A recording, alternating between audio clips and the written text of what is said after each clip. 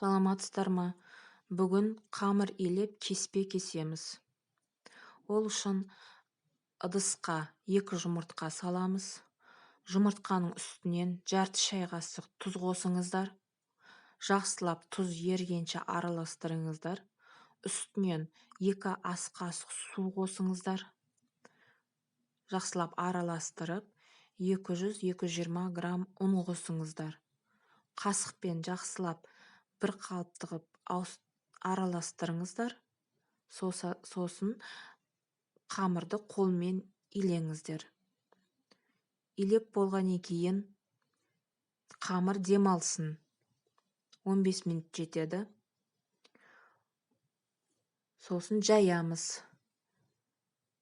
Қамырды жақсылап жайылу үшін ұн сеуіп тұрыңыздар, жабысып қалмасын.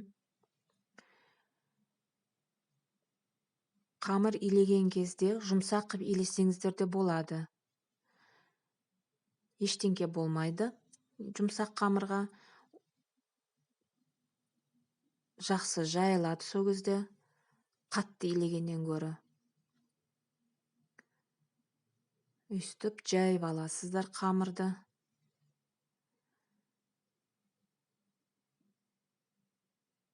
Ұнды ұмытпаңыздар.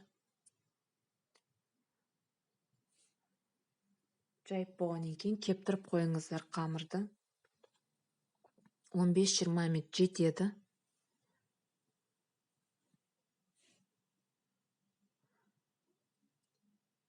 Енді 2-ге бөліп, қамырды орап, кеспені кесіп алыңыздар. Қорықпаңыздар, қамыр кепкеннен кейін ол жақсы кесілінеді.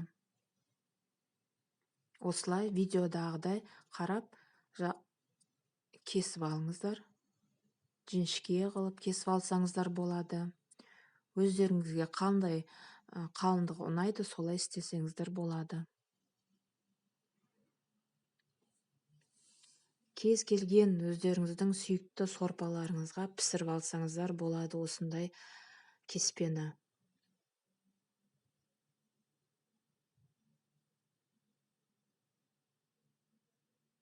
Барлықтарыңызға ас болсын.